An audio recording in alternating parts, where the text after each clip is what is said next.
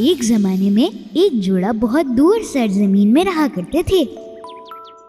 उनकी कोई औलाद नहीं थी, लेकिन उनको एक लड़की की ख्वाहिश थी।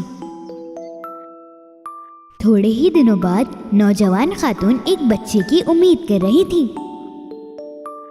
एक दिन जब वो खिड़की से बाहर की तरफ देख रही थी, उसने अगले दरवाजे पर सलाद का एक खूबसूरत बाग देखा। बस उस लम्हे से उसने ये तय कर लिया था कि अब उसे ये सलाद खानी ही खानी है। ओह, अगर मैंने सलाद नहीं खाई तो मैं मर जाऊंगी। उस खातून ने अपनी भूख खो दी और वो काफी कमजोर भी हो गई। आखिरकार एक दिन उसका शौहर उसको देखकर बहुत परेशान हुआ। उसने अपनी बीवी से ये वादा किया कि वो उसको सलाद जरूर ला कर देगा। तुम फिक्र ना करो, मैं जाता हूँ और कुछ सलाद लेकर आता हूँ। मगर तुम्हें पता है ये कितना खतरनाक है।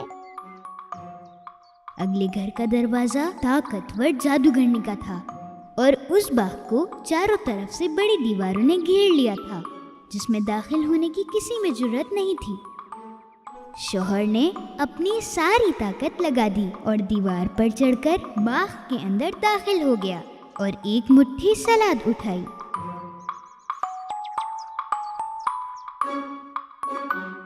उसकी बीवी ने बड़ी खुशी के साथ सलाद खाई और उसे थोड़ा सा बेहतर महसूस हुआ, लेकिन बदकिस्मती से उसके लिए मुट्ठी भर काफी नहीं था। अगले दिन उसका शौहर फिर बाग में गया, लेकिन इस बार उसका चुड़ैल इंतजार कर रही थी।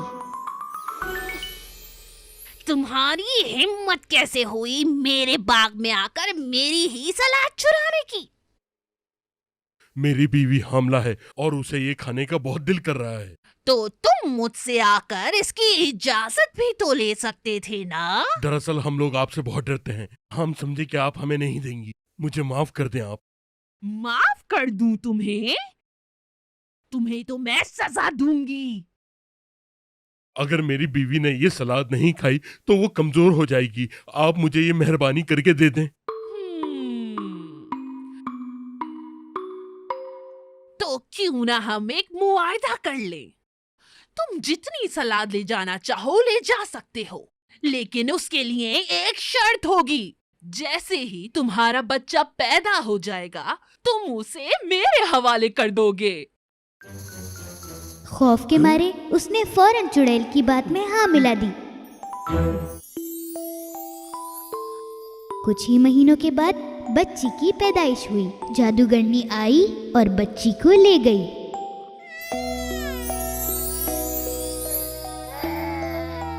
जादूगरनी ने बच्ची का नाम रपुंज़ेल रखा, क्योंकि इस बच्ची की माँ ने जिस सलाद के पत्ते की ख्वाहिश की थी उसका नाम रपुंज़ेल था।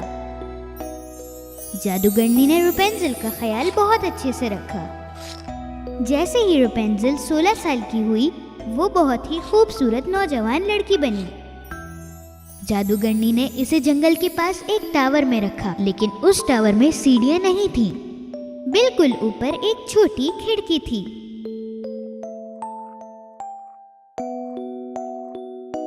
जादूगरनी ने रपुंज़ेल के सुनहरे बाल कभी नहीं काटे थे।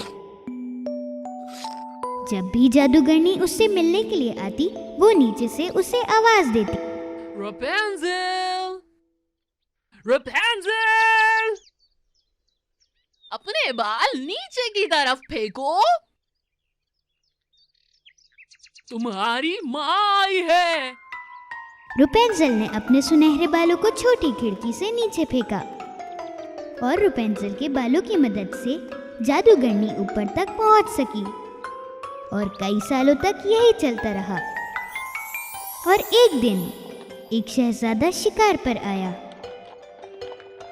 और दूर जंगल से उसे एक खूबसूरत आवाज सुनाई दी। ला ला ला। कितनी खूबसूरत आवाज है। उसने काफी सोचने के बाद अपने घोड़े को उस खूबसूरत आवाज की तरफ दौड़ाया। जैसे ही वो उस टावर पर पहुंचा जहां रपुंज़ेल रहती थी, उसने दाएं देखा और फिर बाएं देखा, लेकिन टावर पर चढ़ने के लिए सीढ़ियां या कुछ और नहीं था।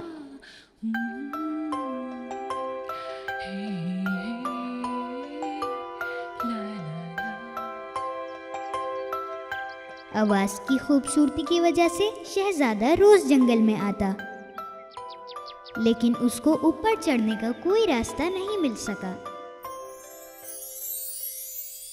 एक रात जब वो फिर टावर के करीब से जा रहा था तो उसने देखा कि एक जादूगरनी नीचे इंतजार कर रही थी।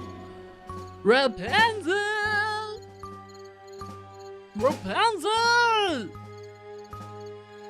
जल्दी से बाहर बाल डाल दो, तुम्हारी माँ आ चुकी है। रुपेंजल ने अपने लंबे सुनहरे बालों को छोटी खिड़की से नीचे फेंका और रुपेंजल के बालों की मदद से जादूगरनी ऊपर तक पहुंच सकी। अगले दिन सूरज गुरूब होते ही शहजादा टावर की तरफ आया। आवाज बदलते हुए ये कहा, रेपेंजल, रेपेंजल, अपने बालों को नीचे देखो, मैं तुम्हारी माँ हूँ।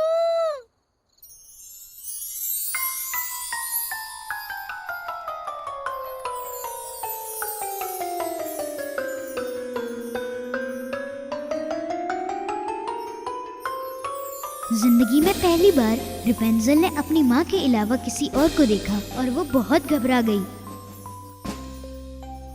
तुम तो मेरी माँ नहीं हो, तुम यहाँ क्यों आए हो? तुम्हें मुझसे डरने की जरूरत नहीं है। मैंने तुम्हारा गाना सुना और मुझे तुम्हारी आवाज से प्यार हो गया। मैं तो बस ये देखना चाहता था ये आवाज है किसकी। शहजादे की बात रेपेंजल को बहुत पसंद आई और वो अब उससे खौफजदा बिल्कुल भी नहीं थी। कुछ दिनों के लिए सब कुछ बिल्कुल ठीक चलता रहा और जादूगरनी को कुछ भी पता नहीं चला। आखिरकार एक दिन शहजादे ने रेपेंजल से शादी करने का कहा। क्या तुम मुझसे शादी करोगी? रेपेंजल ने खुशी खुशी उसे हाँ कर दी।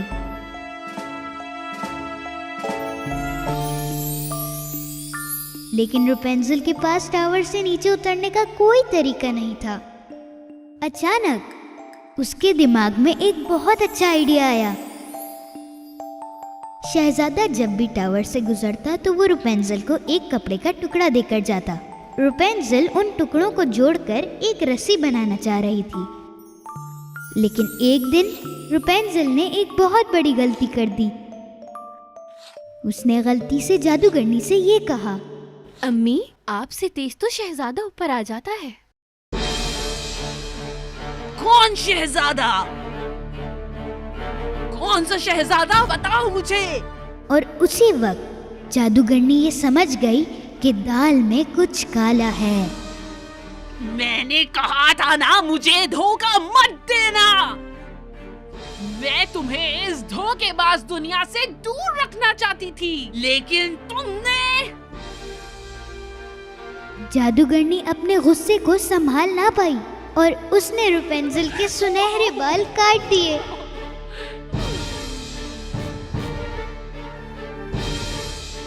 और उसने रेपेंजल को एक दूर सहरा में भेज दिया। उस रात जादूगरनी टावर में ठहरी और शहजादे के आने का इंतजार किया। थोड़ी ही देर बाद नीचे से शहजादे की आवाज आती है, रेपेंजल, रेपेंजल, अपने बाल नीचे की तरफ फेंको, मैं तुम्हारा शहजादा। जादूगरनी ने रेपेंजल के काटे हुए बाल नीचे की तरफ फेंके। शहजादा नहीं जानता था कि उसके साथ क्या होने वाला है और वो चढ़े जा रहा था। जब वो ऊपर आया तो उसने रेपेंजल के बजाय जादूगरनी को देखा और वो समझ गया कि कुछ बहुत बुरा हुआ है। जब जादूगरनी उसके करीब आई तो शहजादा परेशान होकर टावर से नीचे गिर गया।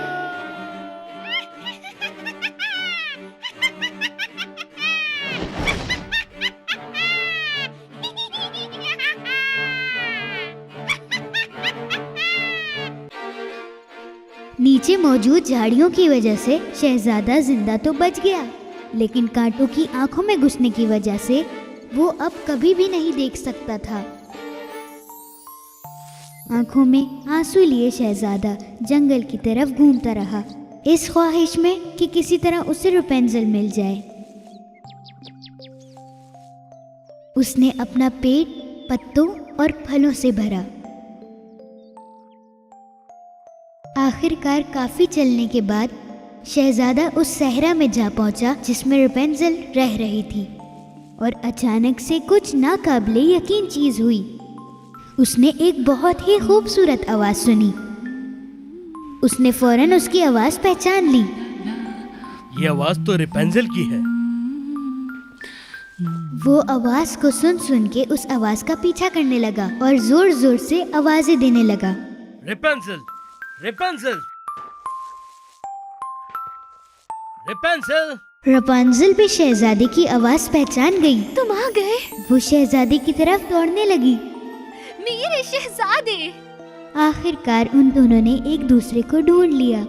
रेपेंजेल ने शहजादे को देखकर गले लगा लिया और खुशी के आंसू बहाए। रेपेंजेल के आंसू ने शहजादे की आंखें नम कर दी और अचानक एक मौजज़ा हुआ।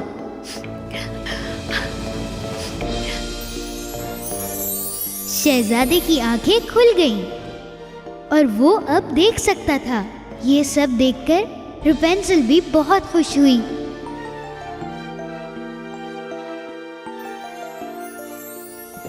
वो एक साथ मिलकर शहजादे के महल में आ गए, जहां उन दोनों का सबने बहुत अच्छे से इस्तकबाल किया और अब वो खुशी खुशी जिंदगी गुजार रहे हैं।